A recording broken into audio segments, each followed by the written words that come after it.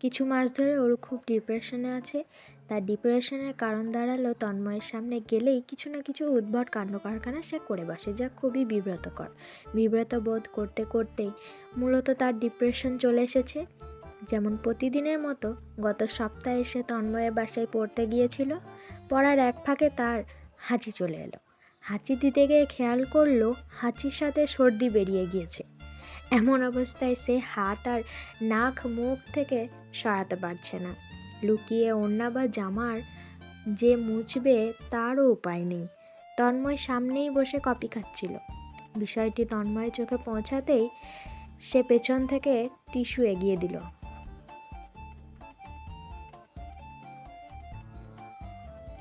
তারপর কফি হাতে বেরিয়ে গেল। বিষণ্ণ মন নিয়ে নাক পরিষ্কার করা অরুর জীবনে এমন বিব্রতকর পরিস্থিতি ইদানিং হয়েই চলেছে। যেমন পরশু তার টেস্ট ছিল, তন্ময় তাকে মনোযোগ সহকারে পড়াচ্ছিল। অরুও মনোযোগ দিয়ে পড়ছে, তাদের মধ্যে খুব গুরুত্বপূর্ণ পড়ালেখা চলছে। এমন সময় অরু শব্দ করে উঠল। এটা এখন কিসের শব্দ ছিল তা বুঝতে বাকি নেই কারো।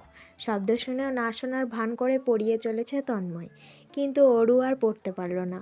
হন্তদন্ত ভঙ্গিতে বইপত্র গুছিয়ে বেরিয়ে পড়ল।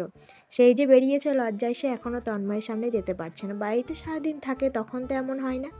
নির্লজ্জ শব্দ একটা। লজ্জায় হতভম্ব অরু নিজের রুম উপরেই চরম বিরক্ত তাকে বিরক্ত করতে চলে এসেছে দীপ্তর হাতে নিউজপেপারের এক অংশে বড় করে সাবিয়া ছবি দেওয়া। তন্ময়ের ছোট বোন সাবিয়া একজন জার্নালিস্ট তাকে পত্রিকায় দেখতে পাওয়া আসলেই প্রশংসনীয়।